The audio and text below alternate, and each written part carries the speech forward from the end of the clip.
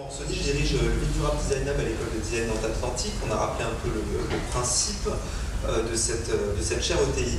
Et j'ai eu le plaisir de participer à la préparation de cette table ronde avec d'autres membres du Nantes City Lab, qui est une organisation très ouverte, et avec Mathieu, que je remercie aussi. Pour situer très brièvement le Nantes City Lab, c'était il y a un peu plus d'un an qu'on a lancé cet organisme, j'allais dire. Et à ce jour, tout à l'heure, je crois que c'était Francky qui parlait d'une accélération. On est à pas loin de 10 projets réalisés en cours. Et je trouve que c'était particulièrement intéressant. On a trouvé que c'était particulièrement intéressant. Excusez-moi, merci. On a trouvé que c'était particulièrement intéressant de faire un premier bilan de ces expérimentations, d'interroger justement ces expérimentations et de le faire sous un format un peu d'investigation. Vous allez voir de jolies vidéos de promotion des différentes expérimentations qui ont eu lieu à Nantes ou en dehors. Et finalement, au-delà de tout ça, on va essayer d'aller gratter vraiment pendant cette heure et quart, avec de savoir à quoi ça sert, au-delà des effets d'annonce et que tout le monde soit content, à quoi sert l'expérimentation, quelle est la création de valeur et quelle est la création de valeur en partage ou de valeur en commun. Et là, Raphaël va pouvoir aussi nous éclairer un petit peu, nous donner un regard global sur cette question. Et donc nous avons une heure, je vais demander une heure ou un peu plus, je vais demander aux intervenants d'être assez brefs et d'aller droit au but. Et comme c'est important aussi d'avoir des questions du public, je demanderai, on fera régulièrement appel à vous, et je vous demanderai de formuler des questions brèves et précises, et pas toujours de porter des témoignages très longs, parce que je souhaite vraiment avoir une richesse des débats. Alors, autour de la table ronde, je disais une diversité des richesses et des points de vue sur l'expérimentation, avec Raphaël qui va nous donner un regard expert pour nous offrir un comparatif international. Donc, merci à Raphaël Suire d'être présent. Et puis, pour plonger au cœur de l'esprit du City Lab, on va parler d'un projet partenarial et un peu multi-partenarial, si j'ose dire, que va nous éclairer donc Thierry Jaillet et que vont nous éclairer Thierry Jaillet et Stéphane Gervais. Vous savez, c'est la petite navette autonome là qui se baladait au parc Chantenay, aux alentours de Chantenay. Donc on verra un petit peu ce qui est allé, ce qui est moins bien allé et à quoi ça a servi finalement cette expé. Et enfin, quelque chose de non moins visible, on voit les choses en grand parfois à Nantes, Fanny qui va nous présenter le projet Transfert, Fanny Broyet, et un premier bilan qu'on voudra aussi en forme de dialogue avec Bruno Lodic, un sérieux promoteur, ICAD, et voir un peu justement des regards croisés aussi autour de ces expérimentations, autour de ces innovations, voir un peu comment ça se concrétise. On va donc commencer par une première intervention de Raphaël, je crois d'une 15 à 20 minutes. Raphaël, donc trois questions que tu vas nous éclairer. Donc, un premier panorama sur quelles sont finalement les conditions d'émergence d'un écosystème créatif. Je crois qu'on a la chance de t'avoir parce que tu as fait une étude comparée assez poussée sur ces domaines-là. Deuxième question, comment au-delà de l'émergence, parce que c'est bien gentil l'émergence d'expérimentation, comment on entretient cette dynamique et comment ça fonctionne et quelles sont les retombées économiques. On a parlé de commun, de valeurs en commun, tout ça, parce que c'est peut-être pas des valeurs sonnantes et trébuchantes. Donc voilà, je crois qu'on est parti pour un beau voyage, Raphaël, entre Londres, Berlin, la Silicon Valley, Tel Aviv. C'est à toi. Merci Florent, et puis merci pour l'invitation à relever en fait un défi, parce que en effet les questions sont à la fois simples dans leur formulation, mais dans le fond elles sont assez complexes à appréhender. Je vais juste prendre mon diaporama.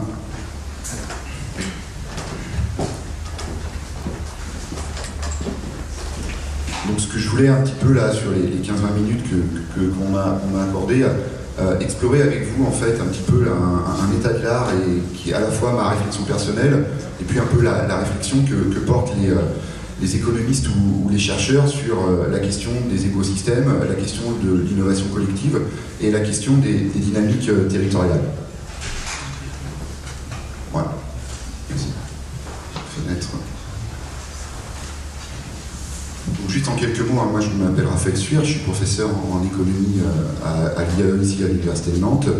Et depuis, on va dire maintenant, une petite dizaine d'années, en fait, j'ai piloté ou copiloté des programmes de recherche de l'ANR qui se sont intéressés soit à l'échelle européenne sur la résilience en fait, des territoires, qui se sont intéressés plus récemment dans le cadre d'un projet qu'on a mené avec la Seine-Saint-Denis sur le rôle des friches et des squats dans la fabrique des déviances à l'échelle des territoires, qui s'amorce là extrêmement récemment, en particulier à l'ENERSKENA, où on va travailler sur l'interaction entre les scènes culturelles et les scènes digitales à l'échelle des métropoles, en particulier à Austin, à Montréal et à Nantes. Et dans la foulée du rapport qui a été remis au gouvernement, on s'intéresse aussi aux questions de tiers-lieux à l'échelle des territoires périphériques. Souvent on regarde les métropoles, mais on dit parfois en creux qu'il y a des dynamiques en périphérie qui sont tout à fait intéressantes à observer. Bref, donc moi en fait, je mène des recherches un peu académiques et actions pour les territoires sur des questions de lieux, d'écosystèmes, de clusters, de comportement et d'innovation. Voilà, ça c'était moi. Alors, je me suis interrogé un petit peu entre hier soir et ce matin où je travaillais ces slides. Au fond, qu'est-ce qu'on veut dire avec expérimenter? Alors j'ai cherché une définition de l'expérimentation, alors il y en a beaucoup. Et puis finalement, je me suis dit, tiens, mais je me suis rappelé quand j'étais un peu petit, là, je suis pas très loin à Rosé, puis je faisais du vélo en bas de chez moi. Puis dans le fond, j'étais en train d'expérimenter, tout simplement. J'avais des roulettes, et puis un jour on m'a enlevé les roulettes, et puis je suis tombé, quoi. Puis je me suis relevé. Puis je faisais ça en bas de chez moi, puis je demandais rien à personne, quoi. Et je trouve que c'est une bonne entrée en matière que de considérer que l'expérimentation, au fond, c'est profiter de son espace immédiat pour tester, explorer, échouer, apprendre, recommencer. Et puis on peut évidemment avoir une boucle à l'infini. Donc tout à chacun, finalement, dans notre quotidien et dans notre consommation de notre espace immédiat, nous sommes dans des comportements d'expérimentation ou quelque chose qui est relativement proche des comportements d'exploration. Et puis, bien évidemment, les entreprises n'ont absolument pas attendu ce type d'initiative pour elles-mêmes explorer ou expérimenter. Là, j'ai juste mis un exemple, c'est un appartement qu'on trouvait ou qui est encore chez Orange Lab. Chez Orange, bien évidemment, avant de lancer des produits ou des services, dans le fond, qu'est-ce qu'on fait? On fait venir des individus et puis on les fait jouer avec des dispositifs, puis on les regarde. Voilà, on les observe et puis on cherche à mesurer. Est-ce qu'ils s'approprient, est-ce qu'ils s'approprient pas, est-ce qu'ils sont gênés, etc. On a fait une expérience aussi dans un laboratoire à Rennes qui s'appelle Loustic avec les personnes âgées pour savoir si elles avaient du mal à interagir avec les interfaces. C'était de l'expérimentation. Ce que je veux dire, c'est que dans l'expérimentation, au fond, il y a cette question d'usage de l'espace public qui peut être caché, qui peut être très visible, puis qui peut être à des ampleurs relativement variées. Ce qui fait qu'au fond, il y a une très forte balkanisation des expérimentations sur le territoire, une très forte hétérogénéité des situations, des motivations, puis au fond des apprentissages, de ce que l'on en retire. Et puis ça, voilà, c'est pour les entreprises, chercher à mieux qualifier son produit, prendre le moins de risques, donc aller chercher dans son coin un usager qui va tester la voiture sur un circuit fermé. Voilà, on trouverait ça au Mans par exemple. Un service qu'on va tester là, dans un transport urbain pour voir si la carte RFID elle marche bien. Ça reste effectivement dans le cadre de l'entreprise. Et puis il y a tout un ensemble de choses qu'on peut imaginer dans l'expérimentation, y compris tester son aptitude à rouler sur un vélo sans les petites roulettes en fait. Voilà. Alors, la question qui arrive assez rapidement, dans le fond, c'est qu'on voit qu'il y a quelque chose qui apparaît dans ce discours-là. C'est que le territoire, au fond, il est relativement passif. C'est un endroit où chacun fait ce dont il a envie au regard de ses propres motivations, mu par une recherche du profit, mu par l'envie de rester debout sur ce vélo. Et puis, dans le fond, ce que l'on en retire, ou de ce que l'on apprend, ça reste très en silo, en fait. C'est-à-dire que moi, le jour où j'ai réussi à rouler à vélo, au fond, je l'ai partagé avec peu de gens. Puis, parce que d'ailleurs, je n'arrivais pas à le formaliser, dans le fond. Voilà, c'est un apprentissage qui était très intérieur. Et puis quand un transporteur a fait un test avec sa carte RFID pour voir si effectivement les gens passaient bien à chaque fois qu'ils rentraient dans le bus, c'est une information qu'il a collectée, voire qu'il a pu transformer en données, puis qui restait quelque part dans ses bases de données à lui, qui lui a permis d'avancer plus sereinement vers l'étape d'après en fait. Ce qui fait qu'il y a de multiples exemples comme ça, où on voit que les entreprises s'emparent de leur territoire immédiat, parfois même le prennent en otage. Là, je prends juste un exemple, on parlait de San Francisco, mais ça fait bien longtemps qu'à San Francisco, au fond, sans que San Francisco s'en mêle véritablement, les entreprises expérimentent. Ici, c'est une voiture autonome de chez Uber qui traverse le Golden Gate. Bon, bah, heureusement, là, il n'y a pas d'accident, mais parfois, on peut voir apparaître des conflits d'usage de l'espace public, puisque, après tout, les intérêts privés de cette compagnie vont croiser les intérêts publics ou généraux du citoyen, et puis, pour le pire et ou pour le meilleur. On ne sait pas. En tout cas, les informations collectées là, évidemment, sont pour Uber. La photo du dessous, c'est évidemment toujours à San Francisco, mais je me rappelle la première fois que j'étais allé là-bas, 2008-2009, Twitter était en train de tester massivement la façon dont les marchands de burgers pouvaient utiliser de nouveaux dispositifs pour faire de la promotion extrêmement ciblée. D'une certaine manière, Twitter profitait de l'appétence de ses usagers ou des habitants de San Francisco pour les nouvelles technologies, pour tester des choses. Tu vois bien comment cette information-là, elle remonte dans le commandement central de Twitter pour essayer d'améliorer et d'itérer la version d'après. Navio, on est à Tel Aviv, Silicon Valley. Typiquement, c'est une solution qui est en ce moment en train d'être testée dans les hôpitaux en Israël, qui est un système de GPS en fait indoor. Sachant que là, il y a des problématiques techniques qui sont assez nombreuses à soulever. Bon, ben, Navio, de fait, fait des tests, a trouvé un partenaire qui est un hôpital, puis on cherche à comprendre où sont les usagers, les patients, les médecins, pour essayer de repenser les parcours, en fait, des parties prenantes au sein des hôpitaux. Love Music, c'est un joli exemple aussi. Là, on était à Londres, c'est une start-up de la Tech City, et puis les deux fondateurs, en fond, sont très amateurs de concerts indie. Ils descendent régulièrement dans les clubs, et puis ils se rendent compte qu'il n'y a pas d'endroit sur le web où on pourrait avoir une information exhaustive à la fois du prix des concerts et des concerts. Alors c'est tout bête, en effet. Mais quelque part, c'est leur propre expérimentation de la ville qui leur permet de retirer une information stratégique pour eux et de dire « et allons-y, fabriquons ce service dont la ville manque en fait ». Mais de ce point de vue, le territoire est terriblement passif dans cette histoire-là. Et puis, dernier exemple, c'est des fois des expérimentations qui sont très invisibles, mais Airbnb a eu une action, on qualifie des fois de gros hacking assez connu, où ils ont squatté des listes de diffusion un peu à Le Bon Coin, qui s'appelle Craigslist ici, à San Francisco, pour faire la promotion. Voilà, donc ça c'est aussi une expérimentation ou une exploration à l'échelle en fait mais très invisible. Alors au fond, ce qu'on voit derrière ça, c'est que la création de valeur, elle est très cloisonnée en fait. C'est-à-dire qu'elle appartient à celui qui lance l'initiative et l'information de la donnée qu'il en retire reste dans des bases ou dans le cerveau des stratèges de ces différentes entreprises. Alors à un moment, il y a eu un croisement, c'est-à-dire qu'à la fois, il y a eu de plus en plus de données produites à l'échelle des territoires, tournant numérique, entre 2000 et 2005, on va dire, et puis au fond aussi une prise de conscience que les territoires pouvaient gagner en étant des moteurs ou des activateurs de cette mise en relation. Alors, il y a un mouvement qui n'est pas du tout éteint, qui est peut-être un tout petit peu en sommeil quand même, si on y regarde avec un peu d'attention, c'est le tournant des living labs, des laboratoires urbains. Et là, de ce point de vue, en fait, les choses changent. C'est-à-dire que le territoire commence à se dire, mais au fond, je pourrais faire le marieur. J'ai des citoyens usagers qui, dans leur quotidien, ont bien des pratiques et des usages.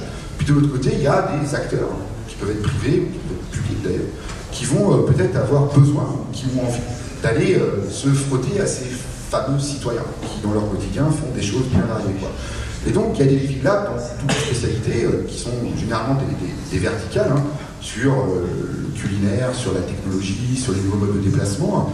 Alors il y a eu un engouement d'abord assez européen, puis qui a un peu essaimé à l'échelle du monde, autour notamment du réseau Enol, à l'échelle de l'Europe. Et puis pour avoir moi-même participé à un Living Lab à l'échelle de la Bretagne, qui était celui du pôle de compétitivité Images et Réseaux, qui s'est doté assez tôt d'un Living Lab qui s'appelait Imagine Lab, au fond ça marchote, quoi. C'est-à-dire que c'est quand même au-delà de l'injonction bien complexe, que de réunir à la fois des intérêts industriels, ici c'était juste l'exemple, qui était très technologique, mais déployer la fibre optique à Lannion et puis voir comment les usagers allaient modifier leurs usages avec de la fibre optique, développer de la 4G sur le port de Brest et puis voir comment les gens allaient déployer de nouveaux usages avec de la 4G ou de la TNT embarquée dans des bus à Rennes et puis voir comment les gens allaient effectivement modifier leur comportement. Et puis de fait, ça fait qu'il faut réunir des usagers, il faut les trouver, il faut les inciter, il faut marier des intérêts industriels avec les intérêts des citoyens. Et puis, au fond, qu'est-ce qu'on fait avec tout ça, une fois qu'on a réussi l'expérimentation? Alors c'est vrai que là, les questions, elles arrivent et elles sont assez nouvelles, quoi. Parce que c'est souvent des protocoles qui peuvent prendre du temps, voire prendre beaucoup de temps. Et plus les entreprises sont grosses, et plus les protocoles prennent beaucoup de temps, voire n'aboutissent pas. Et puis il y a aussi des rigidités institutionnelles. C'est-à-dire que là, quelque chose qui est apparu assez rapidement avec les Living Labs, c'est qu'on vient complètement percuter les logiques de décision publique. C'est-à-dire que là, quand on fait une expérimentation de ce type-là sur la fibre optique, on a une direction de l'aménagement du territoire, une direction du développement économique, une direction de l'attractivité, puis on a plein de gens qui vont se mélanger autour d'une table, et puis les uns et les autres, finalement, parfois, ont des intérêts qui ne convergent pas. Ce qui fait que là aussi, la décision publique, elle peut prendre beaucoup de retard sur le cours, en fait, tout simplement. Et puis les choses qui sont apparues aussi assez rapidement, c'est des défis méthodologiques. C'est-à-dire qu'est-ce qu'on mesure, comment on le mesure et où est-ce qu'on pose des capteurs dans cette histoire. Parce qu'une fois qu'on a lancé les choses, oui, de fait, les photographes viennent et puis on dit quoi, mais qu'est-ce qu'on en retire comme information qu'on pourra partager entre tous. Et puis se posent aussi parfois des questions de propriété intellectuelle. C'est-à-dire qu'en l'occurrence, une grande entreprise dont le nom commençait par O et finissait par Je, en fait, était derrière. Elle déployait des technologies un peu sensibles, donc il y avait aussi un moment où on ne voulait pas non plus que tout tombe dans le domaine public, quoi. Et c'est vrai que ces intérêts-là, en fait, se mariaient pas forcément immédiatement et naturellement, quoi. Et puis, ce qui est apparu aussi dans l'expérimentation des Living Labs, c'est que, au fond, beaucoup de territoires étaient en capacité d'offrir à peu près les mêmes choses. Un espace urbain, un quartier, des gens avec des niveaux de revenus plus ou moins contrôlés, des niveaux d'éducation. Donc finalement, entre le plus Grand Ouest que serait Rennes, Nantes et Bordeaux, pas toujours évident de se différencier de ce point de vue-là dans cet univers des Living Labs. Alors là, c'est le moment un peu turbulent de cette présentation. La question d'après, c'est, alors une fois qu'on a compris ça, comment on peut le raisonner de façon un peu plus systémique? Alors ça, je fais référence effectivement à des travaux de recherche qu'on a fait là avec les collègues européens. On s'est beaucoup intéressé sur la modélisation des écosystèmes. Et comment on les modélise, comment on les mesure et comment on suit leur performance pour arriver à conceptualiser de façon relativement fine la notion de résilience. En fait, une manière de définir de façon relativement simple un écosystème, c'est juste de raisonner à travers des nœuds et des liens. Nous sommes ici un écosystème au sens où nous sommes des nœuds d'un système. Et puis comme il existe des liens entre nous tous, eh bien nous formons un système. Et puis si dans ce système des gens rentrent, des gens sortent, ça lui donne une forme de plasticité. Et ça va peut-être renvoyer à la notion d'écosystème. Et arrêtons-nous sur cette définition, ça suffira bien. Mais ce qu'on a regardé un peu plus précisément, c'est comment en fait la structure qui nous unit les uns les autres pouvait avoir des conséquences sur notre capacité collective à faire ou à ne pas faire. Et ce qui est apparu assez rapidement dans nos résultats un peu théoriques, c'est qu'au fond, il y a plein de structures qui sont possibles.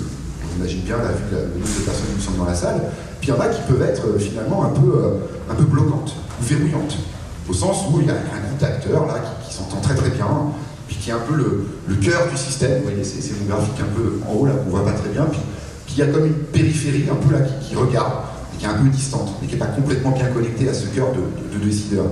Puis ça, on a montré que ça garantissait pas une forme d'adaptation à la nouveauté ou d'acceptation d'une nouveauté qui viendrait plus volontiers de la périphérie du système, quoi. Puis on s'est dit, bah voilà, ça c'est des systèmes qui sont probablement très faiblement résilients. Alors on a testé ça sur un très grand nombre d'écosystèmes en Europe, puis on s'est bien rendu compte que derrière les clusters, il y avait ces structures-là, en fait ces clusters étaient très rigides. Il y avait du mal, au fond, à accepter quelque chose qui viendrait comme les percuter, voire les transformer dans leur pratique ou par rapport à la norme à laquelle ils adhéraient, quoi. Donc ce qu'on a montré un petit peu, c'est que la deuxième chose, c'est qu'au fond, il y a ça, c'est la première chose. Et la deuxième chose, c'est que pour que cette nouveauté, elle soit facilement acceptée, en fait, il fallait que ce soit aussi, finalement, ça fait bon sens par rapport à ce qu'on peut avoir en tête, il fallait que ce soit aussi un peu en cohérence, finalement, à ce qu'on faisait déjà.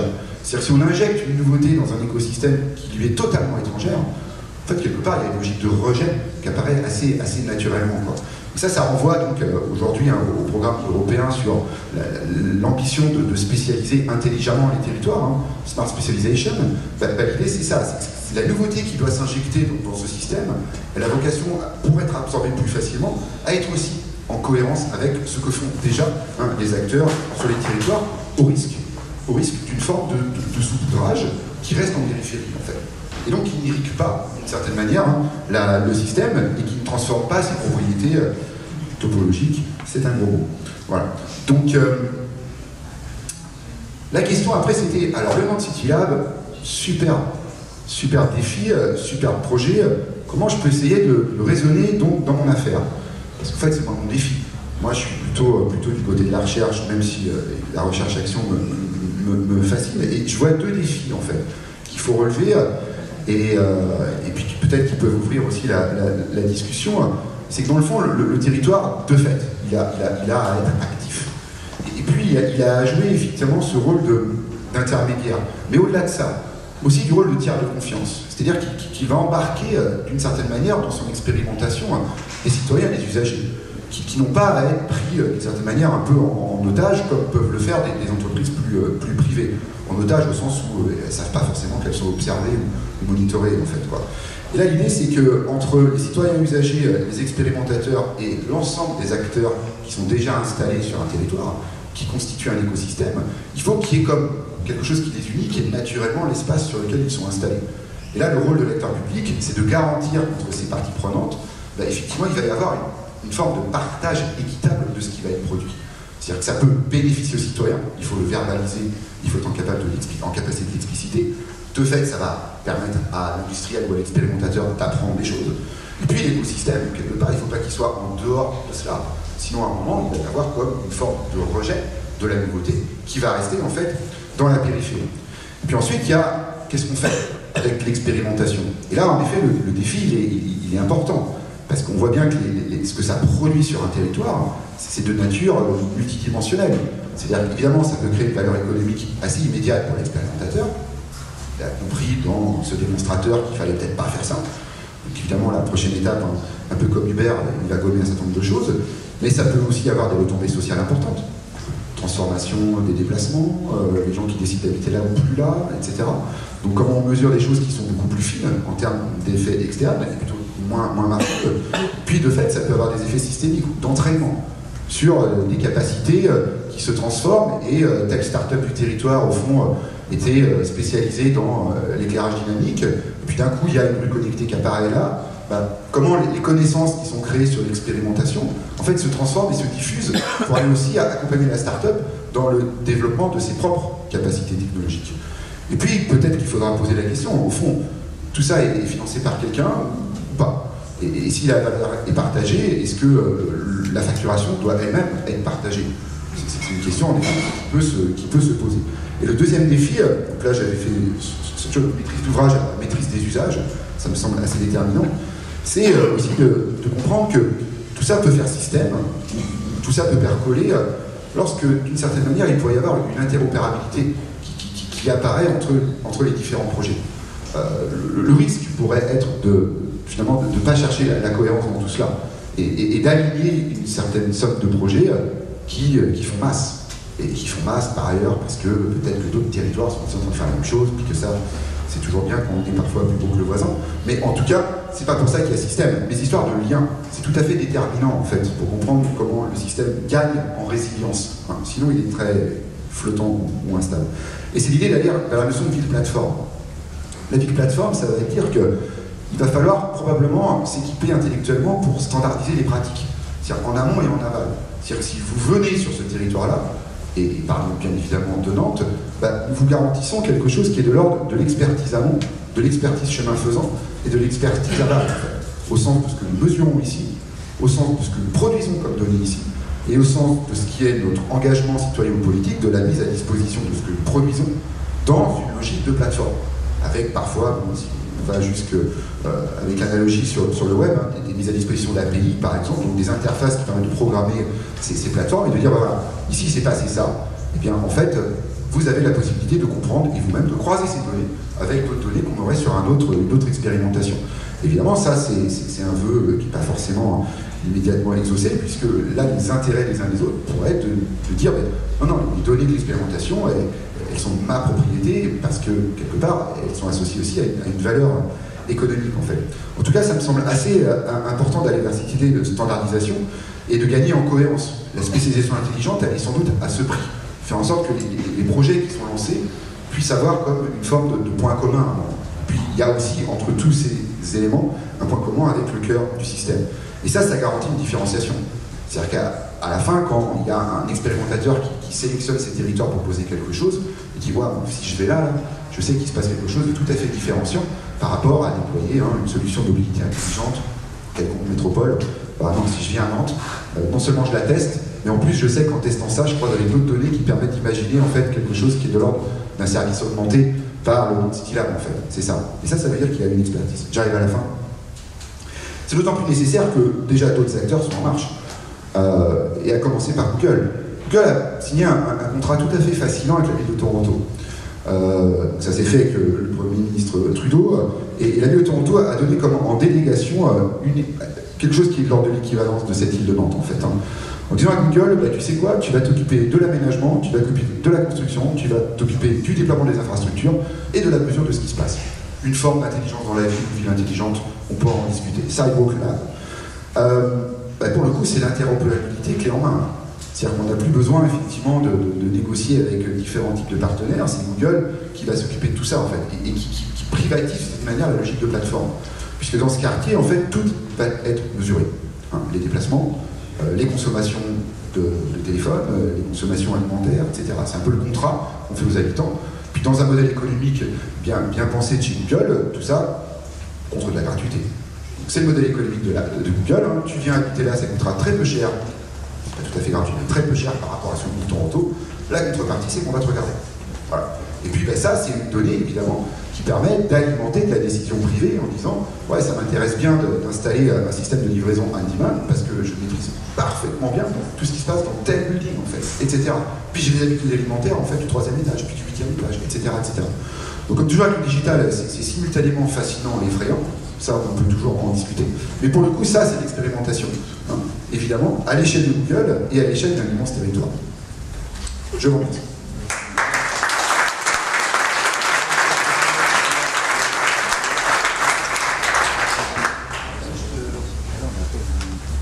Je te remercie, Raphaël, pour la clarté de ton exposé. Effectivement, là, pour répondre à la question, donc tes conditions, finalement, comment on entretient cette dynamique, c'est en faisant système et en étant ouvert et retombées économiques, sans doute aussi sur le long terme, aussi à l'échelle du territoire et l'ouverture des données. Est-ce qu'il y a une question peut-être très rapide, quelque chose qui n'aurait pas été clair, que vous souhaitiez, une précision que vous souhaitiez avoir à demander à Raphaël? Oui, Francky. J'en profite juste. Aujourd'hui, l'écosystème, pour toi, le territoire qui est le plus inspirant à faire. Aujourd'hui, pour toi, suivant étant donné les préceptes que tu viens de donner. Par rapport à ce que j'ai dit là, en fait. Ouais. J'ai pas la réponse immédiatement en fait. Je dirais juste qu'il y a un petit emballement autour du concept de l'expérimentation. Voilà, donc il y a beaucoup de territoires qui s'annoncent comme territoires accueillant favorablement tout un ensemble de choses. Et je pense que le défi, c'est pas celui-ci. Parce que ça va fonctionner. C'est qu'est-ce qui se passe une fois qu'on a posé l'installation. Et là, c'est un autre défi. Parce que ça active d'autres types de personnes et c'est la question de la mesure. Et là, je crois que personne aujourd'hui est vraiment en pointe là-dessus en fait. Personne. Je sais que tu as bien étudié San Francisco pour aller dans le sens de la question de Francky. San Francisco, il y a toujours cette dynamique à l'œuvre, je suppose. San Francisco, c'est une somme d'intérêts privés qui sont là, qui aujourd'hui font un peu du mal à San Francisco, sans doute. Enfin, voilà, San Francisco traverse une crise sociale particulièrement marquée, en particulier parce que les GAFA ont été très présents et d'une certaine manière, la ville a été très passive. Mais c'est un autre territoire avec une autre logique politique en fait. On n'est pas tout à fait dans le même contexte. Mais oui, là il y a des conflits assez forts désormais. Quoi. Une question supplémentaire, Carlos? Merci Raphaël pour poser très brillant. Je me posais la question, et on discute avec le collègue à Paris de la chaire ATI, un Técouton, je lui disais que c'est peut-être du sens d'orienter une recherche sur les indicateurs en fait d'expérimentation, parce qu'au cœur en fait c'est ça, in fine, au-delà d'avoir un territoire qu'on expérimente, quels sont les indicateurs qui permettent de dire qu'on a une certaine création de valeur économique, sociale, écologique, et finalement, est-ce qu'il n'y a pas à recréer ces indicateurs-là? Parce qu'aujourd'hui, il y en a peu. Absolument. Et ils sont d'un genre tout à fait nouveau. Hein. De façon très anecdotique, dans une vie précédente, hein, j'habitais 100 km au nord de Nantes, et j'avais cofondé un machin qui s'appelait la cantine numérique. Et le jour où je suis allé voir la ville pour leur expliquer après un an ce qu'on faisait, je dis comme ça assez froidement, en fait nous fabriquons de l'échec.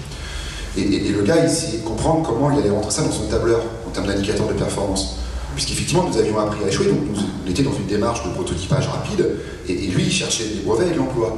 Parce qu'il pensait qu'on était un truc un peu techno et innovant. Mais donc ça, l'indicateur n'existe pas, très clairement.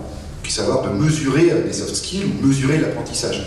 Mais qui va me servir après dans ma pratique du quotidien. On pourrait dire la même chose autour du monde des Fab Labs et des makers. Si vous voulez fabriquer un ascenseur pour lapin dans un Fab Lab, ça strictement à rien, on est bien d'accord. Et pour autant, vous avez appris des choses. Manipuler l'électronique ouverte, les poids, les résistances, l'impression 3D. Et ça, les acteurs publics ou les financeurs sont mal équipés en termes d'indicateurs pour comprendre ça. Je vais me tourner maintenant vers Thierry Jaillet, donc EDF, et Stéphane Gervais-Lacroix. On va faire circuler en fond une vidéo de la navette autonome, on va pas mettre le son, etc. Ça c'est le film promotionnel qui est toujours intéressant, et on va regarder un petit peu ce que ça... Voilà, on va essayer de regarder un petit peu ce que ça a pu apporter. Et je crois, si je ne m'abuse, je me tourne vers Thierry Jaillet, qui était un peu l'instigateur de toute cette approche que vous avez fait très rapidement, il me semble, pour monter cette opération Navia. Enfin, c'est allé plutôt assez vite. Hein. Oui, c'est allé très vite parce qu'on était tous autour de la table et déjà on était connectés. En fin de compte, quand déjà on se connaît, ça va beaucoup plus vite, et quand on accepte les règles du jeu, donc grâce au territoire qui nous était proposé, grâce à ces réunions d'information, il suffisait de se regarder dans la salle et de se dire, chacun d'entre nous, dans nos entreprises, on a peut-être un truc à jouer en mode collectif. Et donc c'est très facile après de s'appeler et de se dire, qu'est-ce que tu pourrais apporter sur un projet de ce type. Donc je pense que la partie un peu mammifère des choses, où les gens se connaissent, se rencontrent, et puis le deuxième où on nous propose des territoires de jeu, facilite l'accélération de ces projets-là. Ensuite, il faut qu'on soit clair sur le point de sortie, et il faut que chacun, dans nos métiers, on puisse, donc la verticalité qu'on évoquait tout à l'heure, il faut que cette expérience puisse enrichir ces assets et ces métiers historiques. Voilà. Donc ça va vite sur ces deux critères-là, surtout. C'est vrai que c'est allé très vite, je l'ai vu émerger justement, et justement, alors enrichir ces métiers, tu dis quelque chose de capital, je me tourne aussi vers Stéphane Gervais, c'est-à-dire que finalement, tous les deux, voilà, qu'est-ce que vous êtes venus faire dans cette galère, si je veux dire? Alors nous, si je prends, là je refais l'introduction sur EDF, que vient faire EDF dans la mobilité. La mobilité, c'est avant tout émettre du carbone et des gaz à effet de serre aujourd'hui, donc c'est le modèle qui est proposé. On a les planètes qui s'alignent dans le bon sens. La première, c'est qu'on a déjà une roadmap technologique qui nous permet aujourd'hui d'être relativement avancé sur le sujet du stockage. Circuler en véhicule électrique, c'est prendre de l'électricité à un endroit et puis rouler avec, voire la décharger à un autre endroit. C'est tous les sujets de Smart Home, Smart City. Donc la roadmap aujourd'hui, la feuille de route des batteries de l'évolution est favorable au sujet. Le deuxième, c'est les contraintes environnementales qui aussi sont favorables, puisque, je ne vais pas vous faire les ratios, mais 40% des gaz du CO2, c'est le transport. Donc c'est facile aujourd'hui de basculer et de chercher à décarboner en utilisant une électricité qui est décarbonée. Ensuite, il faut une appétence, il faut des territoires de jeu. Donc là, les véhicules électriques, ça peut circuler au dernier kilomètre. Et là, on a des opportunités parce qu'on a aussi des Français qui portent un certain nombre de savoir-faire. Les champions du monde des navettes autonomes sont français, donc il faut en être fiers. Et le fait de bâtir... Entre autres, oui, mais on a aussi une société à Easyman à Toulouse, donc soit des gens qui viennent du monde de l'électronique, soit qui viennent du monde de l'aérospatial. Donc on a cette particularité, c'est qu'on peut construire une équipe de France pour attaquer ces marchés qui sont mondiaux et qui sont le marché du dernier kilomètre. Voilà. Donc EDF est intéressé parce que c'est de l'électricité, ça se déplace, et il y aura un impact sur les réseaux et sur le modèle et la gestion des productions d'EDF. Oui, si tout le monde demande une charge en même temps ou quoi, il va falloir gérer ça. Oui, alors on parle souvent du sujet, d'abord l'expérimentation nantaise a voulu qu'on produise local, donc on produit à partir du verre, produit sur la route, donc ça on y reviendra tout à l'heure, mais grâce à une entreprise nigérienne aussi. Hein, le principe c'est quand même de dire 1 million de voitures, c'est en gros 2 milliards de kilowattheures. 1 million de voitures en circulation, c'est 2 milliards de kilowattheures. En France, on en produit 540 milliards par an. Donc, vous voyez, on est à 0,3%. Donc on peut rouler à l'électrique sans surinvestissement de la production. Et en plus, qui plus est, quand on arrive à produire local avec des énergies renouvelables de proximité, ben là on a tout gagné. Alors justement, vous avez déclenché tout un écosystème créatif. Vous parlez d'une entreprise nigérienne qui est charriée sur le revêtement. Et puis la Croix, justement, comment vous avez pu coopérer? Il y a des questions de propriété intellectuelle aussi qui sont peut-être un peu délicates, dont parlait Raphaël. Comment vous avez fait? Alors, première étape, c'est de se connaître, de se rencontrer. Donc on a eu cette chance, puisqu'on a une opportunité par le territoire de se rencontrer. Deuxième étape, c'est que chacun vient avec son savoir-faire, et c'est l'association de ces verticales qui a créé cette synergie. Après, on discute on va dire, du développement et de l'innovation qui est porté, et là, il faut jouer franc jeu. C'est dans l'intérêt du collectif que chacun soit dans sa ligne, même si on est en collectif, on est chacun dans son relais. Voilà. Donc ça s'est fait, on va dire, naturellement, parce que nous, on ne fera jamais de route, EDF, parce que la Croix, il ne fera jamais de route. Lui, il est plutôt sur les objets connectés dans la ville. Nous, on est plutôt sur la fourniture de l'électron. Et puis, Charrier, donc Valérie, qui est dans la salle, qui est là, lui, il est intéressé pour transformer son métier de demain, de dire, je ne veux pas faire que des routes, je veux faire des routes connectées. Voilà. Et donc, c'est l'association de ces partis pris qui nous ont permis de réussir assez rapidement. Alors justement, la Croix City, voilà, j'ai cru comprendre que le business de la Croix City, ça n'était pas de mettre des panneaux à 80 km/h, voilà, je crois que c'est relativement peu de choses, hein, on va faire tomber le mythe tout de suite. Mais justement, est-ce que ça accompagne votre retournement, enfin comment ça aide à retourner votre business model? Alors effectivement, ça c'était un beau projet, parce que oui, on est équipementier technologique. Alors ça veut dire quoi, équipementier technologique? Nous concevons l'industrialisation de produits pour la ville, la mobilité, l'éclairage public, la télégestion du réseau d'eau, etc. Donc on travaille beaucoup avec des villes en France et à l'étranger. On a aussi des problématiques de savoir sur quel produit on doit travailler pour demain, sachant que le temps de développement est quand même assez long, l'investissement aussi.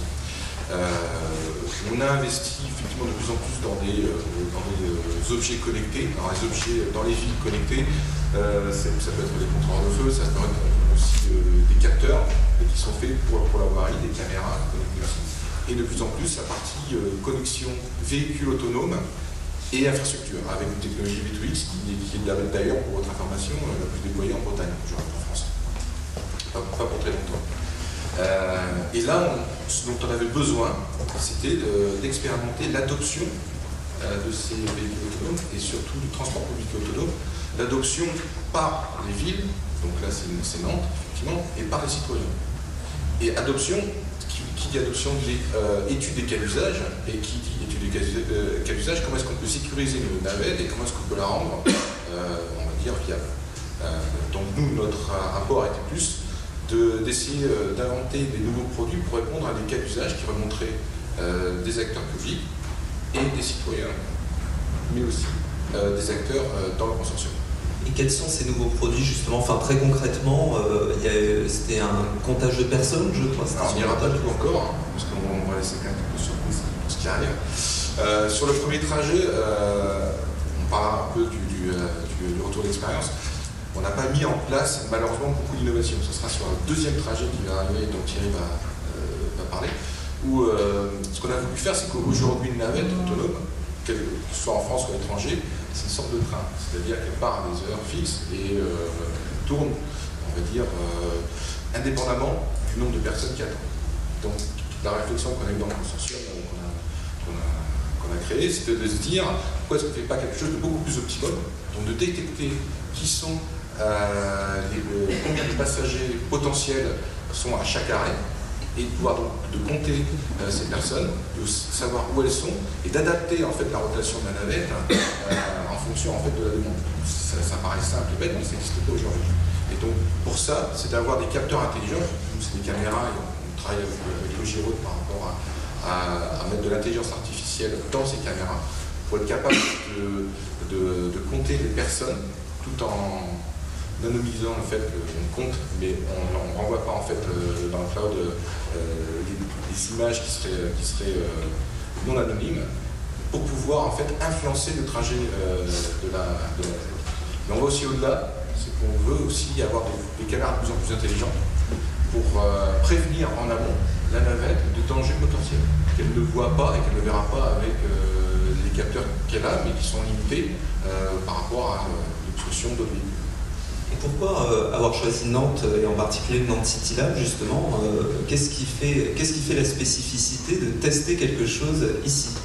Bon, déjà, on est quand même une ETI nantaise. Déjà, ça situe quand même le fait qu'on est à Nantes. Je militais il y a plusieurs années pour innover, avoir une innovation tripartite. Ville, acteurs publics, privés et citoyens. Et les premiers que je suis allé voir, c'était Nantes. Et la première personne avec laquelle j'ai vraiment partagé, c'était avec Francky, qui m'avait reçu très gentiment, qui avait parlé vaguement d'un... Très gentiment. Mais il y a un projet City Lab. Bon, voilà. Donc il y avait quand même ce premier en fait, échange qui était prometteur, mais un peu trop... bon. Par contre, ce qui s'est fait là, en peu de temps, en fait, avec City Lab, ça va au-delà pour moi de ce que je pensais être réalisable à Nantes, sachant qu'en fait, ça paraît simple maintenant, mais c'est quand même assez compliqué d'innover, de travailler avec des acteurs publics qui ont une responsabilité sur ce qu'ils font. Et en particulier sur la sécurité, sur la soirée, etc. C'est extrêmement compliqué. Donc là, c'est un vrai succès par rapport effectivement, à nos attentes d'innover. Après, effectivement, il y a des choses encore à améliorer, à aller chercher, etc. On va en parler. Mais on trouve effectivement ce premier bilan positif. Et il y avait effectivement tout l'écosystème local qui nous a aussi convaincus, avec Charrier d'un côté, EDF aussi, assez militant. On était déjà dans la bonne équipe. Alors justement, quel est le premier bilan et quels ont été les freins peut-être? Quelles sont les perspectives aussi derrière pour cette navette? Déjà le premier bilan, alors quelques chiffres, hein. Alors, on a parlé d'indicateurs, je ne suis pas tout à fait d'accord avec les indicateurs, on pourra en parler plus tard. Les indicateurs pour moi sont là que si on a une stratégie de savoir ce qu'on cherche, sinon les indicateurs pour moi ne sont pas bien. Ça c'est un autre débat. Ça sera un sujet de discussion. Ça sera un autre sujet de discussion. Alors quelques chiffres, 5500 km en 4 semaines, l'expérimentation a malheureusement été courte, donc ça c'est déjà malheureusement parce qu'en fait c'était 4 semaines seulement. 5500 km qui ont été parcourus. Il y a eu 1029 courses qui ont été faites et on a transporté 5500 personnes. C'est quand même assez un beau succès d'un point de vue chiffre parce que ça n'a duré que 4 semaines. Il n'y a pas eu effectivement une annonce spécifique là-dessus en amont et ça a pu, on a eu un excellent retour des usagers et étonnamment des personnes âgées qui ont utilisé en fait cette navette en salon ou en pause. Alors que dans les bus on ne parle pas, dans cette navette autonome on parle. Et d'abord on se regarde. Et on se regarde. Et ça a été voilà, c'était des bonnes découvertes. Extrêmement positif aussi dans le fait que tous les acteurs, le début c'était très difficilement, je veux dire c'était rapide mais c'était très difficile. Il a fallu travailler avec différents services dans la métropole qui n'ont pas l'habitude de travailler ensemble, différents acteurs qui n'ont jamais travaillé ensemble. Donc le début s'est fait difficilement, il fallait travailler avec le ministère qui, malgré ce qu'ils disent sur aider les expérimentations, ont mis quand même beaucoup de temps avant de nous donner l'autorisation d'expérimenter. Donc ça a quand même été pas facile. Et ce dont on a tiré, c'est qu'effectivement tous les acteurs ont dépensé beaucoup plus en temps et en argent que ce qu'ils avaient pensé dépenser. Personne n'a fait de l'argent là-dessus. Si on avait un indicateur retour sur investissement, c'était largement négatif. Pour l'instant, il y a zéro. On est d'accord là-dessus. Mais il y a eu un engouement énorme de tous les acteurs autour de la table et surtout des services techniques de notre métropole, qui ont dépensé des heures et des efforts qui étaient bien au-delà de ce qu'ils auraient fait pour n'importe quel projet. Donc ça a vraiment galvanisé beaucoup d'acteurs autour d'un même sujet. Et ça c'est vraiment très fort, et on a pu aussi expérimenter et montrer qu'il y avait encore beaucoup d'autres choses qui pouvaient être faites autour de ce type de navette autonome. Dans l'approche un peu qualitative du sujet, c'est clair, on parlait aussi de la sociologie tout à l'heure, la transformation par le changement. Vous imaginez que de former, il n'y a pas de conducteur dans ces navettes, hein, donc, mais par contre il faut embarquer des salariés de l'exploitant de transport qui va changer son métier, qui passe d'un métier de conducteur à un métier d'observateur. Et donc ça c'est des sujets qu'il faut embarquer. Quand vous rencontrez une navette, alors là c'était plutôt des vélos et des piétons qu'on rencontrait, des chiens, des piétons, des pigeons, voilà. Il faut quand même être assez surpris de voir qu'il y a un véhicule qui se déplace et qu'il n'y a personne à bord pour le piloter. Donc ça c'est aussi des sujets qu'il faut qu'on aborde, parce qu'on prépare l'après, et l'après c'est de se dire cette navette qui a circulé sur un quai de Loire actuellement du côté de Chantenay va circuler sur les routes à partir de la rentrée prochaine. Alors, où ça? Alors le où ça il est encore à définir, parce que vous imaginez, Stéphane l'évoquait, on a 3 mois de négociations avec les ministères. Il y a 2 ministères qui régissent ce type de sujet, c'est le ministère de l'Intérieur et le ministère du Transport. Donc on passe beaucoup de temps, et grâce aux équipes de Francky, de la Sénitan, on mobilise beaucoup de ressources pour obtenir les autorisations. On a quelques pistes. Ce que je peux vous dire, c'est que c'est dans la métropole de Nantes, ça sera pour la fin de l'année, et que ça sera sur route ouverte. C'est-à-dire que vous allez même être amené à dépasser cette navette, à la voir arriver au stop, à prendre le rond-point derrière la navette. Donc, vous allez pouvoir vivre avec la navette en réelle proximité. Voilà. Donc, on a besoin de faire évoluer la technologie, et donc là, on travaille aussi avec les constructeurs, parce qu'on a eu des bugs, enfin, c'était pas le long fleuve tranquille, faire rouler une navette. Je crois que le revêtement a un peu sauté à un moment. Voilà. On est en train de revoir l'école de fixation des panneaux photovoltaïques, parce qu'on a vécu au printemps quand même beaucoup de pluie, beaucoup d'orage, et donc on a eu quelques courts-circuits. On est en train de régler aussi des sujets, parce que la navette, elle a des yeux, mais qui sont un peu des yeux d'aveugle, c'est-à-dire elle ne sait pas faire trop la différence entre un pigeon, un carton et puis un enfant. Donc il faut qu'on progresse sur ces sujets-là, parce que des fois il y a un pigeon qui est posé et il empêche la navette de rouler. Voilà, donc c'est le genre de choses qu'on a. Non, c'est un enfant, ça n'arrête pas. Donc on a un certain nombre de loups à lever encore d'un point de vue technique et technologique. Et on rejoint ce que disait Raphaël tout à l'heure sur la notion finalement d'un écosystème qui s'agrandit, j'ai l'impression, enfin d'un nombre d'acteurs qui sont embarqués, je reprends la terminologie trichéienne, des acteurs qui sont embarqués et accélérés dans cette expérimentation. Donc on revoit un peu la logique qu'exposait Raphaël tout à l'heure. Ah oui, tout à fait. Il y a vraiment les transpositions des concepts R&D au quotidien. Et puis on apprend en apprenant, c'est-à-dire si on ne mettait pas à disposition ce territoire, ben, on ne peut pas expérimenter. Alors on peut l'expérimenter. Si je refais le focus sur EDF, nous on a 6 navettes qui tournent sur des sites de production. Alors on est sur des enceintes fermées, c'est des salariés qui montent dedans, donc ils acceptent un certain nombre d'inconforts. Mais on voit bien qu'on a besoin de basculer dans l'autre monde. Et pour basculer dans le monde, il nous faut des territoires, des rues où on peut... voilà. Donc première étape, c'était sur route un peu protégée. Deuxième étape, c'est sur route ouverte. L'écosystème s'agrandit.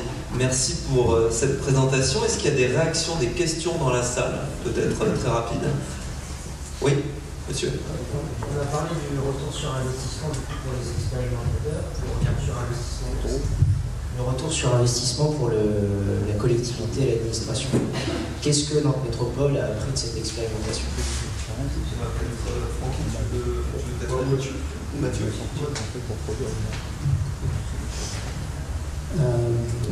On a fait des bilans assez récemment. Alors, je ne vais pas vous donner tous les détails, il faut qu'on valide tout ça. C'est ce qui a été dit tout à l'heure, c'est de travailler ensemble. Ça va être un peu étonnant de dire ça, mais quand vous partez d'un projet de transport, très rapidement on s'est aperçu qu'il fallait travailler avec les gens de la régulation de trafic, ça c'est assez normal. puis après les personnes qui s'occupent d'aménager le territoire où va rouler la navette. C'est là, moi, j'ai découvert qu'il y a des parties du territoire qui sont gérées par la métropole, mais qui ne lui appartiennent pas. Donc, du coup, il a fallu aller voir les propriétaires. Là, en l'occurrence, c'était le port, le grand port autonome. Donc, on a été travailler avec le port autonome. Donc, il a fallu aussi apprendre à travailler ensemble. Eux, ils avaient des projets de rénovation. Nous, on venait avec notre projet, on avait des échéances, eux avaient les leurs. Et en fait, c'est toute cette alchimie qui s'est mise en place qui a été très riche. Et c'est un des éléments qui nous a été retourné par les personnes qui s'occupent du territoire où a lieu l'expérimentation, c'est qu'ils n'avaient jamais travaillé avec les gens du port. Et donc là, ça a été une occasion assez... Francky, tu voulais rajouter des choses? Juste un point plus global sur l'acceptation par les Nantaises et les Nantaises de ce que peut-être ou pourrait être le déplacement, des mobilités de demain. Et ça, c'est un enjeu sur lequel on voulait effectivement, nous aussi, à la fois les enjeux techniques, la mise en place, pas facile d'expérimenter, la mise en tension de certaines réglementations, mais aussi, surtout, de se dire qu'un projet comme ça, c'était de se dire, est-ce que vous êtes prêts à monter dedans, en confiance, et si demain, donc déjà c'était un peu de mettre un petit peu des imaginaires en place, et se dire, mais si demain il y avait un quartier où il n'y avait que des véhicules autonomes, vous êtes prêts ou pas? Et si demain il y avait des véhicules autonomes qui évoluent en cohabitation avec d'autres dispositifs qui sont aujourd'hui, qu'est-ce que vous en pensez? Donc il y a aussi cette espèce de parole qui pour nous, en tout cas avec Johanna Roland, était extrêmement prégnante au projet, c'était de se dire, est-ce qu'il y a un rejet en bloc? Ou est-ce qu'il y a juste une interrogation sur le monde de demain? Et s'il y a interrogation, est-ce qu'on suscite un désir, un intérêt? Et puis, grosso modo, vous envoyez en 2050, vous envoyez partout ou pas? Donc il y a eu aussi un questionnement, peut-être pas assez suffisant, on ne voulait pas non plus ramener le micro à chaque fois, mais c'était aussi un des enjeux d'expérimentation, d'essayer d'accompagner, de projeter les gens sur les mobilités de demain, rassurer ou pas. Alors, si je peux rajouter, mais j'anticipe. Cette expérimentation, pour moi, ce type d'expérimentation, comme tout type d'expérimentation qui est assez innovant, a un sens que s'il y a une réflexion sur la mise en échelle, et alors je m'en ai 100% tous les autres mois, il n'y en a qu'un seul, je ne suis pas trop d'accord. Tout le reste est vraiment très très. Non, c'est un sens que si en fait il y a une réflexion sur la mise à l'échelle, c'est qu'est-ce qu'on peut en faire dans un territoire, même sur un territoire national, sur une ville entière. S'il n'y a pas la réflexion, qu'est-ce qu'on peut en faire après, pour moi effectivement, c'est pas très rentable. Et aussi sur la construction d'une stratégie de la mobilité de demain. C'est un peu ce qu'a dit Francky. Mais de dire qu'en fait la mobilité de demain, c'est pas la métropole, je suis désolé de le dire, qui va décider elle-même sur des théories que certains constructeurs ou certains technologues vont aller leur vendre. Là, il y a des expérimentations, on sait ce qu'il faut faire, on sait ce qu'il y a à faire, et on peut construire une théorie en fonction d'une rétroaction des expérimentations qu'on peut avoir. Et là, on peut économiser beaucoup de temps et beaucoup d'argent. Très bien, merci pour cette séquence, merci d'avoir vraiment ouvert de sincérité. Je laisserai Raphaël agir effectivement à la fin pour recouper un peu sur les indicateurs. Merci aussi pour les questions très pertinentes de la salle. Sans plus attendre, je vais laisser la parole à Fanny Broyel, secrétaire générale de Pickup Production. On va faire passer une vidéo, vous allez voir, c'est un peu délirant, c'est l'ADN nantais, ou l'ADN décalé. Voilà, donc c'était, je crois que tu peux nous raconter un petit peu brièvement. C'était magique.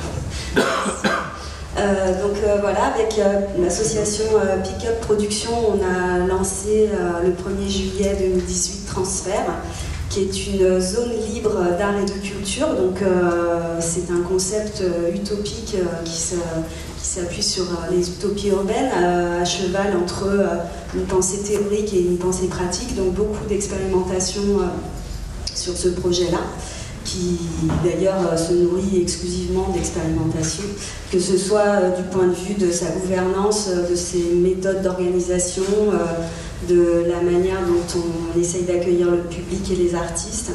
Et voilà, donc tout l'été on a été ouvert comme un parc, donc il y a le principe de gratuité. Tout ce qui est proposé est gratuit, les gens viennent librement, donc c'était ouvert du mardi au dimanche. en journée, en début de semaine, et puis à partir du jeudi où il y avait des propositions de soirée aussi avec des concerts, des spectacles, etc. Et vraiment l'envie de faire un lieu de vie donc, qui mêle à la fois des propositions très populaires qui vont du concours de pétanque au dressage de dauphins et des propositions plus culturelles, artistiques avec des concerts, des spectacles de cirque, d'art de la rue, etc.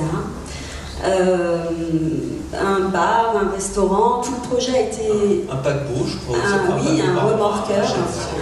L'ancien remorqueur bien connu des nuits nocturnes à la Nantaise. Donc qu'on a installé au milieu de ce terrain.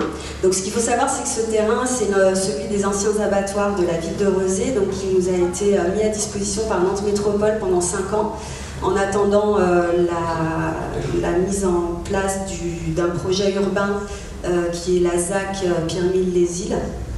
Donc nous, on est dans un entre-deux, entre un terrain vague et un projet urbain à venir, qui est un bien sérieux, très sérieux. Voilà, tout ce qu'il y a de plus carré. Voilà.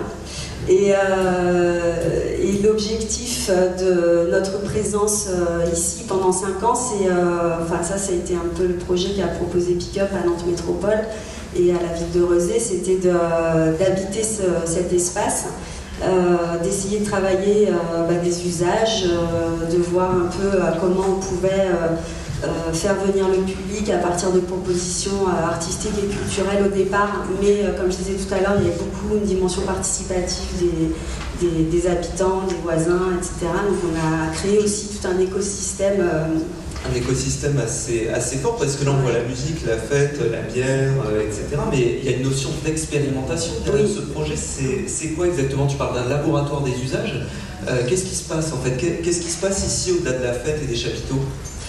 En fait, on essaye tout simplement de créer du voisinage, de la mémoire collective sur un territoire qui était en partie inhabité, avec quelques habitations autour. Il y a une zone commerciale, il y a quelques maisons. De l'autre côté de la route de Pornic, on a la mairie de Rezé, le Corbusier, etc.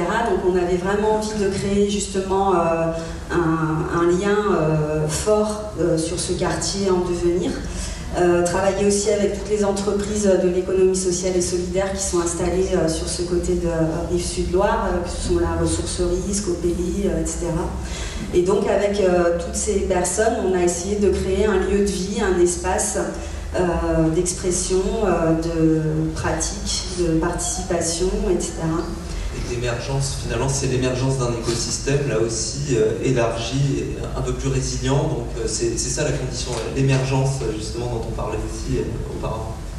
Et justement, est-ce qu'il n'y a pas un risque de procéder de la sorte? C'est-à-dire, je vais faire une expérimentation, et puis finalement, ça va peut-être rester. Est-ce qu'il y a quelque chose de ce projet-là qui va rester derrière, et qui va être au milieu de ce truc très sérieux En fait, on n'en sait rien. C'est justement le but de ce projet. D'ailleurs, là-dessus, la première des expérimentations, elle s'est jouée aussi avec le soutien de Nantes Métropole au projet qui était porté par Pick-up, qui a accepté de financer un projet qui s'écrit en marchant, qui ne connaît pas son aboutissement, qui ne sait pas quelle forme il va prendre au fil des ans. Et donc dans 5 ans, il y a plusieurs possibilités. Soit on démonte tout et puis on laisse la place aux aménageurs et puis on se sera bien amusé. Et on se sera bien amusé. Et nous, on sera riche de toute cette expérience qu'on pourra essayer d'aller développer sur d'autres territoires. Soit on laisse des traces symboliques du type le remorqueur ou ce genre de choses qu'on laisse sur ce quartier à venir et donc qui deviennent des espaces ouverts au public.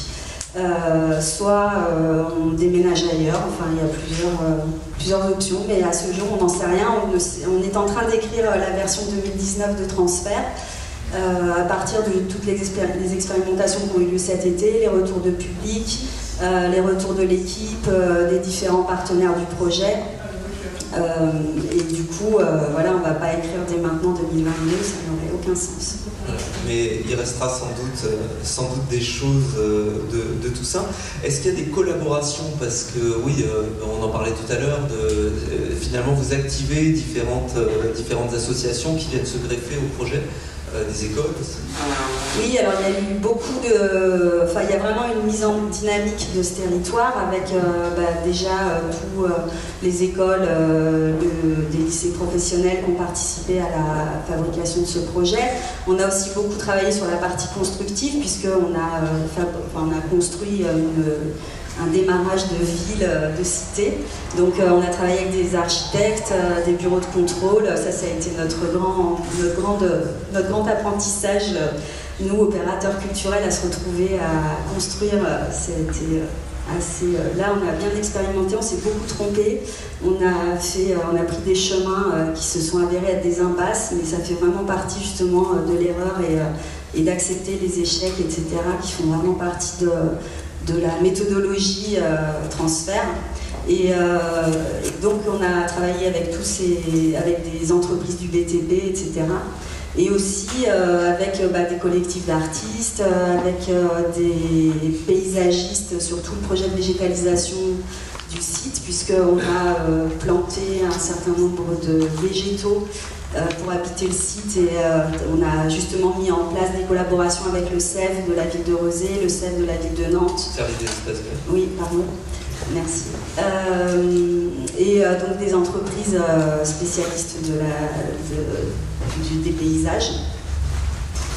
Voilà, et on a travaillé avec des collectifs sur la communication, sur toute la partie aussi laboratoire. On essaye de monter, lui donner une caution scientifique en travaillant avec l'Université de Nantes, donc pour voir quelles peuvent être les évaluations du projet et comment elles peuvent être valorisées, les fameux indicateurs. Voilà. C'est ça. On attend, tu veux. On a été nommé par le POLO, donc le pôle des arts urbains. On était lauréat du concours Art, Émergence et Urbanisme. Donc on est accompagné par le POLO sur justement tout ce dialogue avec le nouvel aménageur urbain qui a été nommé, qui est au BRAS. On va démarrer des discussions avec eux, puisqu'ils vont s'appuyer sur justement nos observations, nos expérimentations en matière d'usage pour travailler ce futur quartier. Donc on a la chance aussi d'être au cœur des discussions en tant qu'opérateur culturel sur ce quartier en devenir et l'histoire qui se raconte aujourd'hui. Avec des traces sans doute à venir. Oui. Merci Fanny pour cette présentation, et puis c'est vrai que c'est assez bluffant, ça a été un projet assez bluffant. Par ailleurs, est-ce que vous avez des questions très rapides sur transfert, peut-être des remarques ou un point de vue particulier? Oui. Francky? Non, mais c'est bien, tu réagis en live. Ouais, non, c'est juste pour rajouter un élément sur transfert, parce que ce projet-là, il me tient à cœur vraiment.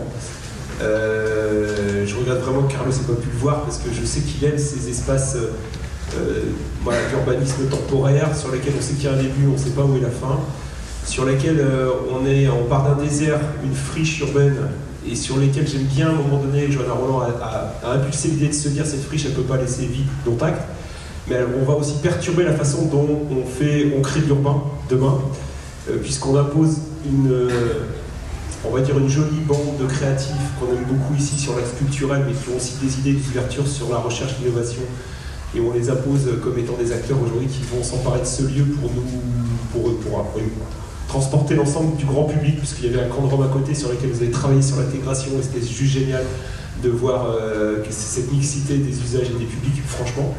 C'était pas forcément gagné au départ, et ça a bien fonctionné. Et je trouve que ce postulat de base dans lequel demain ce camp va s'agrandir, demain et la recherche sur l'alimentation en proximité, sur tout un tas d'indicateurs, je trouve que c'est un clin d'œil qui va bien au-delà de l'approche juste artistique et qui est en fait l'âme de Nantes, sur lequel j'aimerais bien que les gens se disent mais c'est quoi Nantes en fait l'expérimentation? C'est ça, c'est en fait se dire que la culture à la base, qui est quelque chose qui est commun et qu'on partage par tous, et il n'y a pas besoin d'avoir des sensibilités, peut-être si on veut dans l'art très très contemporain, mais celui-ci on est sur la culture populaire, On peut aller sur de la culture extrêmement pointue et ça se voit pas, et tant mieux. Et l'idée c'est de l'imaginaire sur le monde post-carbone, avec on n'a pas vu les photos, mais effectivement le monde des voitures enterrées. Enfin, il y a 2 ou 3 clins d'œil qui sont extrêmement magiques et malins, et qu'en fait, il n'y a pas besoin d'expliquer, il faut juste le voir. Donc je trouvais que c'est vraiment pour moi un projet qui s'inscrit dans notre démarche du CityLab. Donc je voulais vraiment que ce soit valorisé aujourd'hui. Merci, j'aime beaucoup les acteurs qui le portent depuis longtemps, mais ça c'est un peu du personnel sur la culture. Et je crois que ce projet-là, effectivement, rien n'est écrit et tout reste à écrire, et qu'en fait c'est votre projet. Si vous voulez participer d'année en année, il va y avoir des nouvelles, il y a des artistes qui viennent, mais pas que, il y a de nouvelles expérimentations en tout genre. On a de l'espace, il est fou, on a de la chance avant d'avoir cet espace, c'est juste à côté, on est à 100 mètres avec l'oiseau, donc il faut vraiment se dire que oui, c'est une opportunité pour créer à outrance, et puis si vous avez des projets un peu fous, il faut venir les développer ici. C'est ça, et pour aller dans le sens de ce que vous dites, on a mis en place ce qu'on a appelé le guide d'usage, qui est une espèce de méthodologie d'accueil des projets externes qui souhaiteraient solliciter transfert pour venir s'exprimer sur ce territoire-là. Donc l'idée c'est que les personnes viennent avec leurs projets, leurs idées, on travaille avec eux, on essaye de voir la faisabilité à tout point de vue, et on fait rentrer le projet dans cet univers, avec justement toute cette complexité qu'il y a, qu'on appelle nous celle du lâcher-prise, et que ce soit même en termes de direction artistique, c'est-à-dire de laisser rentrer des choses auxquelles on n'avait pas forcément pensé, des choses qui nous plaisent pas forcément, qu'on on aurait fait bleu plutôt que rouge, ou je sais pas, mais en tout cas voilà, on laisse libre cours à l'expression, donc d'où cette utopie de zone libre d'art et de culture. Et pour revenir sur l'expérience qu'on a menée aussi cette année avec le terrain de Rome, de Roumain, qui était juste à côté de chez nous, c'était vraiment nos premiers voisins. Et ça a été assez exceptionnel parce que nous, on a vraiment souhaité faire acte d'hospitalité, comme diraient les amis du collectif Pérou, Gilles Clément et Sébastien Thierry, qui sont très investis sur ces questions de l'hospitalité, et du coup ce discours de dire que tout le monde est le bienvenu à transfert, quelle que soit sa condition, son lieu de vie, sa culture, etc. Et que tant qu'on se respecte les uns les autres, eh bien on fait un bout de route ensemble. Donc ça a été complexe parce qu'on n'a vraiment pas du tout les mêmes cultures. Donc nous, ça nous a beaucoup bousculé dans nos prérequis, nos habitudes, notre zone de confort, etc. Mais en tout cas, c'était une magnifique expérience et qu'on espère qu'il va perdurer sur les années à venir. Ça renvoie à nos discussions avec Carlos Moreno sur les questions d'émergence et de complexité avec l'un des grands inspirateurs qui est Cap Morin. Un des débats qu'on a eu vendredi, ça les illustre parfaitement. Je vais laisser la parole maintenant. Merci beaucoup Fanny, et puis voilà, bravo encore pour ce magnifique projet qu'on a vu émerger. Alors justement, Bruno Lodic, vous êtes directeur régional d'ICAD, vous êtes sur des expérimentations à mon avis moins décalées, mais actuellement, peut-être allez-vous vous convertir, on va attendre avant de passer la vidéo. J'avais juste une première question, c'est qu'est-ce que ça vous inspire, vous, promoteur très sérieux, un projet comme Transfert? C'est vrai que, de prime abord, on a peut-être un petit peu de mal au départ à voir le lien qu'il pourrait y avoir entre ce qu'on voit sur Transfert, avec l'utilisation d'une friche, avec de l'événementiel, de la scénographie, et puis le monde que vous décrivez comme très sérieux du promoteur. Néanmoins, en fait, à la fin du compte, on part toujours d'un terrain, avant de le transformer, on part d'un terrain qui est souvent, comme on construit la ville sur la ville, une ancienne friche, avec un passé. Néanmoins, nous, en tant qu'opérateurs, on va développer un projet qui va avoir un impact auprès de l'ensemble des concitoyens, présents et futurs. Donc, l'idée, en fait, qui peut germer, c'est ni plus ni moins de travailler de pair pour tout simplement travailler en fait ces notions d'usage futur et l'impact qu'on peut apporter par rapport au bâti et aux services qu'on va apporter, de manière à ce que par des activités qu'on pourrait développer, comme celles qu'on a vues, mais qui pourraient peut-être cibler par rapport à demain l'usage qu'on apporterait par l'immeuble en lui-même. De manière à ce que tout simplement, progressivement, les concitoyens s'approprient ces changements progressivement, sous forme en fait de dialogue, de concertation, et on peut y voir en effet un intérêt. Alors, on a aujourd'hui une réflexion de cet ordre qu'on propose aujourd'hui sur un projet à la collectivité qui est exactement ce système-là, c'est-à-dire réfléchir à une animation en fait amont, avant la transformation, avec des éléments qui pourraient être demain repris dans l'immeuble qui serait construit. Voilà, dans une sorte de continuité et de progression par l'expérimentation en effet, mais quelque chose de progressif. Alors justement, est-ce qu'on va voir un petit peu comment la vision que vous avez de l'innovation, de l'expérimentation à travers une vidéo qu'on va passer en fond. La question c'est, voilà, comment est-ce qu'on peut innover finalement? C'est quoi la nouvelle frontière du bâtiment cette fois-ci? En fait, on s'est jamais mis de limite chez ICAD et on a toujours essayé de réfléchir à innover sur nos produits. C'est vrai qu'on a la chance de travailler sur tous les produits, qu'ils soient du logement, du bureau, des ouvrages médico-sociaux ou sanitaires. Donc on a toujours réfléchi au fur et à mesure à savoir comment on pouvait les améliorer. Donc c'est une démarche qu'on a faite de façon depuis de nombreuses années et qu'on fait avec l'ensemble des collaborateurs. Régulièrement on fait ce qu'on appelle des innovatons, où on invite l'ensemble des collaborateurs à réfléchir et proposer des réflexions. Et puis, une fois qu'on entérine ensemble des sujets, on les teste sur les opérations. Voilà, donc ce sont des dynamiques très positives sur le sujet. Donc, naturellement, on a commencé à travailler, comme on a un métier très concret, sur le dur, si on peut dire. Donc, on a réfléchi sur les logements. Alors, en fait, il va apparaître différents éléments. En particulier, on a travaillé sur les produits, ce qu'on appelle le biome. C'est un logement, je me suis tout à l'heure pour voir l'image, mais c'est un logement en fait qui a 2 portes palières, qui permet ni plus ni moins un parcours résidentiel avec le même logement. On imagine par exemple une famille qui achète le logement et puis qui achète un logement en fait trop grand pour elle au départ, mais qui peut le louer ou l'utiliser pour un des membres de la famille pour une activité libérale. Et puis après la famille se constitue, donc on reste toujours dans le même logement, mais son parcours résidentiel continue. Et on va utiliser la chambre en fait, qui est équipée d'une salle d'eau qui est accolée au logement de base, si on peut dire, et qui peut servir à des enfants. Après, en effet, les gens grandissent, les enfants grandissent, quittent le nid, et on peut, pourquoi pas, louer ce logement à une tierce personne. Voilà. Donc on a comme ça un parcours résidentiel. On a travaillé aussi d'autres aspects. On a travaillé aussi le logement adapté senior. On a surtout fait en Vendée. Tout simplement parce qu'il y a beaucoup de seniors aujourd'hui qui ont des logements, maisons, appartements qui sont plutôt accidentogènes et il est très important qu'ils puissent le quitter pour être plus en sécurité dans des milieux plus urbains. On a aussi, juste à côté de chez nous, là où on se, à côté, on a une opération qui est en cours où on a travaillé aussi le logement extensible. Voilà, donc ça se fait très facilement sur la maison individuelle. Bon, ça se fait plus délicatement pour sur une partie collective. Donc on a une capacité à pouvoir créer 6 mètres carrés en plus dans le logement, et ça d'une façon très simple, parce que toutes les mesures conservatoires sont prises. Donc là on est sur le dur, voilà. Donc on a de l'innovation, mais sur le dur.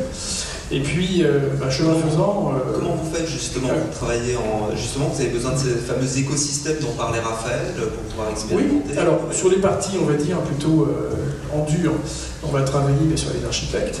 D'abord, on réfléchit entre nous, et puis après, on va travailler avec des concepteurs, des entreprises, de manière à pouvoir trouver les solutions qui sont techniques, qui sont juridiques aussi, pour réussir cette transformation. Voilà. Sur la partie... Alors, aujourd'hui, on a une deuxième vague, si on peut dire, qui est dans l'air du temps, c'est l'intégration du digital dans nos process. Et là, on va travailler sur, je prends différents exemples. Aujourd'hui, chez nous, un client peut réserver un logement sur Internet, prend sa carte bleue, et il réserve son logement. Voilà. On arrive sur le 100% dématérialisé, qui est vraiment un gain de sécurité de temps. Et ça, c'est grâce au digital. Le petit film qui défilait, ça c'est vraiment quelque chose qui est lancé depuis très peu de temps, lancé depuis juillet 2018, qui est un configurateur, ni plus ni moins. On va pouvoir, sous forme participative, co-construire le logement avec un acquéreur. Et aussi définir les services qu'il souhaite associer à son logement. Voilà. Et là aussi, c'est grâce au digital.